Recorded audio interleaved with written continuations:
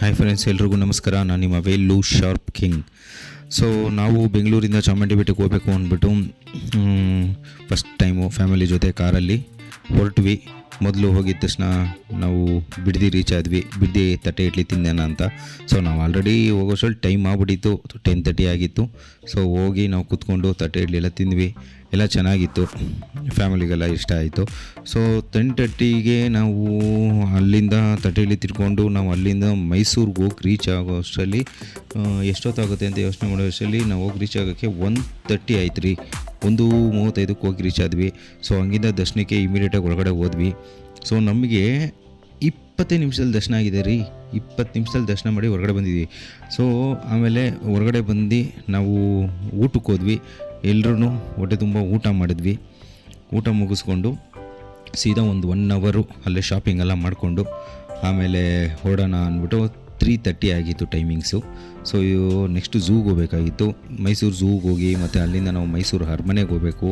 ಆಮೇಲೆ ಅಲ್ಲಿಂದ scent ಮಿಲಾಮೆಲ್ಲ first ಚರ್ಚ್ಗೆ ಹೋಗೋಣ ಅಂತ ಪ್ಲ್ಯಾನ್ ಮಾಡ್ಕೊಂಡಿದ್ವಿ. ಆಲ್ರೆಡಿ 3:30 ಆಗಿರೋದ್ರಿಂದ ಸರಿ ಬೇಗ ಹೋಗೋಣ ಅಂತ ಹೊರಟ್ವಿ.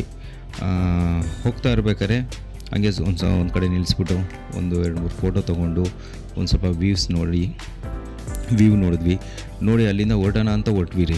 ಅದೇನಾಗಿತ್ತು ಅಂದರೆ ಸದ್ಯಕ್ಕೆ ನನ್ನ ಟೈಮ್ ಚೆನ್ನಾಗಿತ್ತೇನೋ, ನಾನು ಸ್ಪೀಡು ಕಮ್ಮಿಯಲ್ಲೇ ಹೋಗ್ತಾಯಿದ್ದೆ.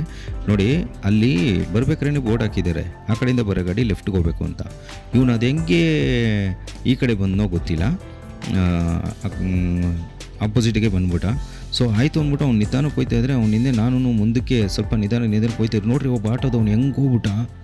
ಅವ್ನು ಹೋಗಿರೋ ಸ್ಪೀಡ್ ನೋಡಿದೆ ರೀ, ನಮಗೆ ಒಂದ್ಸಲಿ ಭಯ ಆಗೋಯ್ತು. ಅದಕ್ಕೆ ಏನು ಮಾಡಿದೆ, ಇದು ಯಾಕೋ ಸರಿ ಇಲ್ಲ, ಎಲ್ಲಾದರೂ ನಾವು ಪಾರ್ಕ್ ಮಾಡಿ ನಿಲ್ಲಿಸ್ಬಿಟ್ಟು ಒಂದು 5 ನಿಮಿಷ ನಿಲ್ಲಿಸ್ಬಿಟ್ಟು ಹೋಗೋಣ ಅನ್ನೋಷ್ಟು ಅಷ್ಟು ಭಯ ಆಗೋಯ್ತು ರೀ. ಅವ್ನು ಹೋಗಿದ್ದು ಸ್ಪೀಡ್ ನೋಡಿದ್ರೆ ಅದು ಹೆಂಗೆ ರೀ, ಆ ಸಂಧಿಯಲ್ಲಿ ಅವನು ಅಷ್ಟು ಸ್ಪೀಡಾಗಿ ಬಂದು ಗೊತ್ತಿಲ್ಲ ರೀ ನನಗೆ. ಆಮೇಲೆ ಆಯ್ತು ಒಂದು ಸ್ವಲ್ಪ ಹೊತ್ತು ಸೈಡ್ಗೆ ಹಾಕ್ಬಿಟ್ಟು ಮಕ್ಕಳಿಗೆ ಒಂದು ಸ್ವಲ್ಪ ಅವರಿಗೆ ಖುಷಿ ಪಡಿಸೋಣ ಅಂದ್ಬಿಟ್ಟು ಅವರು ತೊಗೊಂಡಿರೋದು ಒಂದು ಆಟೋ ಸಾಮಾನೆಲ್ಲ ಅವ್ರಿಗೆ ತೋರಿಸಿ ಖುಷಿ ಪಡಿಸಿ ಹಾಗೆ ಮುಂದಕ್ಕೆ ಹೋಗೋಣ ಅಂದ್ಬಿಟ್ಟು ಎಲ್ಲ ಸ್ಟಾರ್ಟ್ ಮಾಡಿದ್ವಿ. ಆಮೇಲೆ ಅಲ್ಲಿಂದ ನಾವು ಝೂ ಟೈಮಿಂಗ್ಸ್ ಅಲ್ಲಿ ಎಷ್ಟಿದೆ ಅಂತ ಗೊತ್ತಿರಲಿಲ್ಲ. ಅಲ್ಲಿಂದ ಹೊರಟ್ವಿ. ಹೋದಾಗ ಅವ್ರು ಹೇಳಿದ್ರು ಈಗ 4:30, 6:30 ಅಷ್ಟರಲ್ಲಿ ಕ್ಲೋಸ್ ಆಗಿಬಿಡುತ್ತೆ, ಬಂದುಬಿಡ್ಬೇಕು ಅಂತ. ಹೋದ್ವಿ ಒಳಗಡೆ, ಎಲ್ಲನೂ ಫೋಟೋಸ್ ಎಲ್ಲ ತೊಗೊಂಡು 6:30ವರೆಗೂ ಟೈಮ್ ಕೊಟ್ಟಿದ್ದಾರೆ. ಅಷ್ಟರಲ್ಲಿ ಎಲ್ಲ ಕವರ್ ಮಾಡಬೇಕಂತ ನೋಡಿದ್ವಿ. ಆದರೆ ಏನು ಮಾಡ್ತೀರಾ, ಒಂದು 90% ಏನೋ ನೋಡಿದ್ವಿ. ಆ 90% ನೋಡೋ ಅಷ್ಟರಲ್ಲಿ ಏನಾಗೋಯ್ತು ಅಂದರೆ 6:30 ಆಗೋಯಿತು. ಸೊ ಏನಾಯಿತು, ಅವರು ಲೈಟೆಲ್ಲ ಆಫ್ ಮಾಡಿಬಿಟ್ರು. ಇನ್ನು ನೆಕ್ಸ್ಟು ನಾವು ಹತ್ತತ್ರ ಸ್ನೇಕ್ ಹತ್ರ ಹೋಗಿದ್ವಿ. ಎಲ್ಲ ಟಾರ್ಚ್ ಹಾಕ್ಕೊಂಡು ಸ್ನೇಕ್ನೆಲ್ಲ ನೋಡಿಕೊಂಡು ಆಮೇಲೆ ನೆಕ್ಸ್ಟು ಇನ್ನೂ ಯಾವುದೂ ನೋಡೋಕ್ಕಾಗಿಲ್ಲ. ಅದಕ್ಕಿಂತ ಮುಂದೆ ಬರೋದೆಲ್ಲ ಆಮೆ ಮತ್ತು ಜಿರಾಫೆ, ಇನ್ನು ಈ ಬಾತುಕೋಳಿ ಅಂಥದ್ದೆಲ್ಲ ಬರುತ್ತೆ. ಅದೆಲ್ಲ ಯಾವುದೂ ನೋಡೋಕ್ಕಾಗಿಲ್ಲ.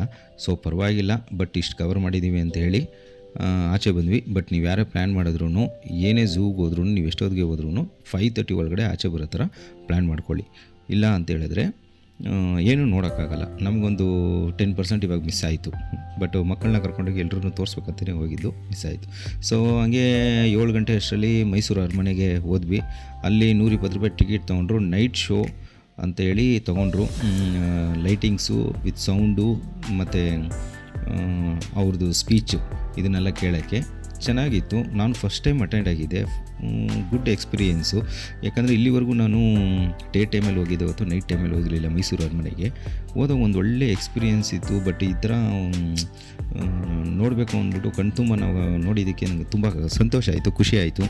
ಸೊ ನೈಟು ಲೈಟಿಂಗ್ಸು ಅವರು ಒಂದೊಂದು ಸ್ಪೀಚ್ಗೂ ಒಂದೊಂದು ಲೈಟಿಂಗ್ ಹಾಕಿದಾಗ ಚೆನ್ನಾಗಿತ್ತು. ಸೊ ಸೆಂಟ್ ಮಿಲಾಮೆಲ್ಲ ಚರ್ಚ್ಗಂತೂ ಹೋಗೋಕ್ಕೆ ಆಗಿಲ್ಲ, ಟೈಮ್ ಆಗೋಗ್ಬಿಟ್ಟಿತ್ತು. ಹೊರಗಡೆಯಿಂದನೇ ಒಂದು ಫೋಟೋ ತೊಗೊಂಡು ನೆಕ್ಸ್ಟ್ ಟೈಮ್ ಬರ್ತೀವಿ ಅಂತ ಮನಸ್ಸಲ್ಲಿ ಅಂದ್ಕೊಂಡು ಅಲ್ಲಿಂದ ಸೀದಾ ಹೋಟ್ಲಿಗೆ ಹೋದ್ವಿ. 8 o'clock ಟೈಮ್ ಆಯಿತು.